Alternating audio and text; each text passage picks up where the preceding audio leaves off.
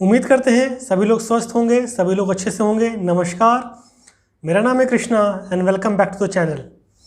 आज हम लोग बात करने वाले हैं स्वीडन में जो राइट्स हो रहे हैं, जो भी हिंसा हो रहे हैं वो किस वजह से हो रहे हैं, और पूरी उनकी एनालिसिस करेंगे, उसके पीछे कौन जिम्मेदार है। ठीक है, तो सब कुछ इस वीडियो को स्टार्ट करने से पहले अगर आपको हमारा काम पसंद आ रहा हो तो प्लीज़ हमारे चैनल को सब्सक्राइब करिए और नोटिफिकेशन बिल को प्रेस करिए ताकि कोई भी वीडियो की नोटिफिकेशन आपसे मिस ना हो पाए। ओके, तो चलिए वीडियो स्टार्ट करते हैं। तो सबसे पहले जान लेंगे स्वीडन कहाँ पे है। ठीक है, मैप के जरिए समझने की कोशिश करेंगे। अगर आप इंडिया है, ये इंडिया से आप नॉर्थ में जाएंगे तो आपको मिलेगा स्वीडन कंट्री। ठीक है, तो स्वीडन की कैपिटल है स्टॉकहोम।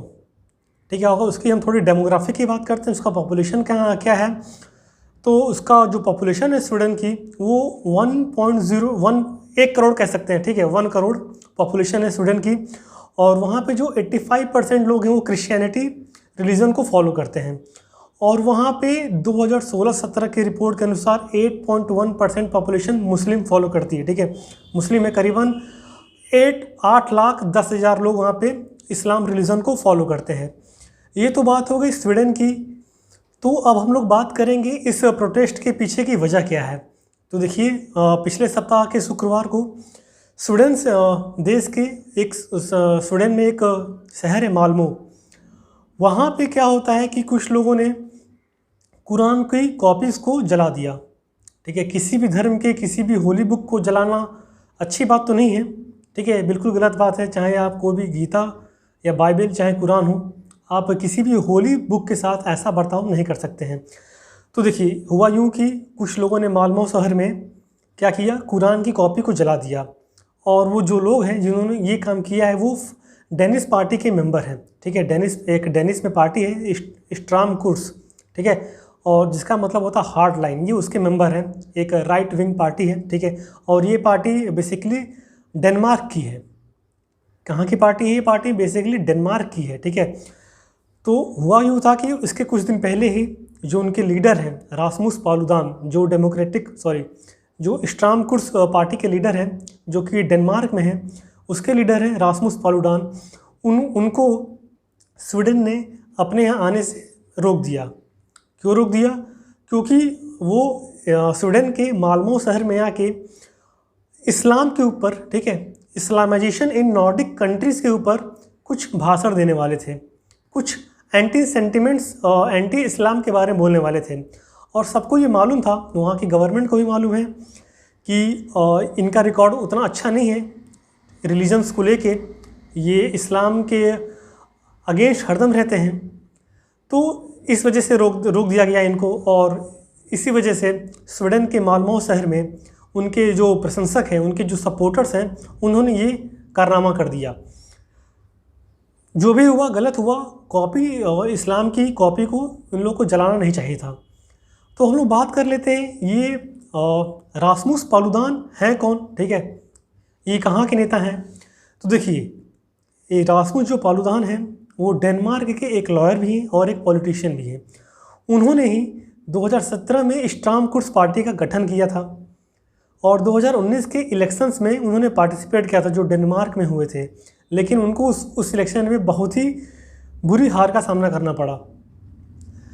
देखिए, 2017 में जो पालुदान हैं वो नोटिस में आए थे। ठीक है, और वो कैसे उन नोटिस में आए थे, उन्होंने सबका अटेंशन किस वजह से ग्रैब किया? वो यूट्यूब सोशल मीडिया पे एंटी इस्लामिक्स भाषण दिया करते थे। ठीक है, और लोगों को भड़काते थे एंटी इस्लाम के बारे में। तो उसी वजह से ये सबकी नज़र में आए थे। ठीक है, और देखिए, एक ही मेन मोटो था इनका रासमुस पालुदान का कि उनको इंटरनेशनल वो सपोर्ट मिले, वो उनको इंटरनेशनल अपना नाम करना है, इंटरनेशनल लाइमलाइट मिले। तो उन्होंने ऐसा करने से उनको ऑटोमेटिकली लाइमलाइट में आ चुके हैं, हर जगह उनकी बात हो रही है। और ये हिंसा स्वीडन से बढ़ते बढ़ते नॉर्वे तक पहुंच गई है। तो देखिए, एक इम्पैक्ट कितना हो सकता है एक एंटी सेंटिमेंट्स कमेंट पास करने का। मेन बात यह है कि इनको 2 जून में ही 3 महीने की जेल हुई थी। जेल किस वजह से हुई थी? कारण दोनों का सेम ही था, एंटी सेंटिमेंट्स इन्होंने इस्लाम के ख़िलाफ़ दिया था, ठीक है। यूट्यूब पे आपने जो उनकी मीडिया की पार्टी के चैनल है, ठीक है, उनकी जो पार्टी के चैनल है वहाँ पे वो एंटी इस्लामिक्स भाषण दिया करते थे। तो इस वजह से उनको 3 साल की जेल भी हुई और 2 साल के लिए उनको लॉ प्रैक्टिस करने का बैन भी लगा दिया गया। ये तो बात हो गई रासमुस पालुदान की। अब हम बात करेंगे रिफ्यूजीज़ की, क्योंकि स्वीडन में इमिग्रेंट्स बहुत हैं। अगर हम बात करें तो रिफ्यूजीज़ के लिए स्वर्ग से कम नहीं है वो चीज़, स्वीडन जगह। एक रिपोर्ट के अनुसार इस टाइम पे पूरे यूरोप में सबसे ज़्यादा जो इमिग्रेंट्स हैं और उसमें से जो इमिग्रेंट्स हैं सबसे ज़्यादा मुस्लिम्स हैं। 8.1% मुस्लिम स्वीडन में ही हैं। और ये एक ऐसी रिपोर्ट आ रही है कि 2050 तक शायद 40-50% भी यहाँ की मुस्लिम पॉपुलेशन ग्रोथ कर सकती है, ठीक है।